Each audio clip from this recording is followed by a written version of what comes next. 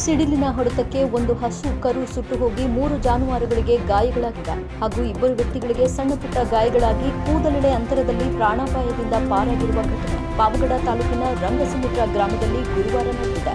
ಕರಿಯಪ್ಪ ಎಂಬುವವರ ಜಮೀನಿನಲ್ಲಿ ರಾತ್ರಿ ಮಳೆ ಬರುವ ಸಮಯದಲ್ಲಿ ಗುಡುಗು ಸಿಡಿಲು ಬಡಿದು 4 ಜಾನುವಾರುಗಳು ಗಾಯಗೊಂಡಿದ್ದು 1 ಜಾನುವಾರು ಸಂಪೂರ್ಣವಾಗಿ ಸುಟ್ಟು ಹೋಗಿದೆ. ಈ ಅವಘಡದಿಂದ 2 ಪ್ರಾಣಾಪಾಯದಿಂದ ಪಾರಾಗಿದ್ದಾರೆ. ಗುಡಿಸಲು ಸಂಪೂರ್ಣವಾಗಿ ಭಸ್ಮವಾಗಿದೆ. ರೈತ ಕರಿಯಪ್ಪ ತೋಟದ ಮನೆಯಲ್ಲಿ ವಾಸವಾಗಿದ್ದ ಹಿನ್ನೆಲೆಯಲ್ಲಿ ಗುಡಿಸಲಿನಲ್ಲಿ ಇದ್ದಂತಹ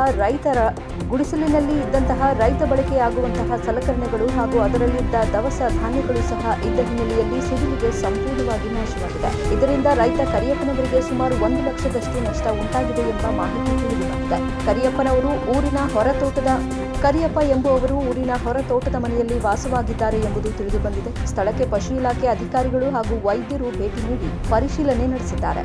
ಸ್ಥಳಕ್ಕೆ ಪೊಲೀಸರು ಭೇಟಿ ನೀಡಿ ತನಿಖೆ ನಡೆಸಿ ಪ್ರಕರಣ ದಾಖಲಿಸಿಕೊಂಡಿದ್ದಾರೆ. ವರದಿ ಇಮ್ರಾನುಲ್ಲಾ ಪಾವಗಡ.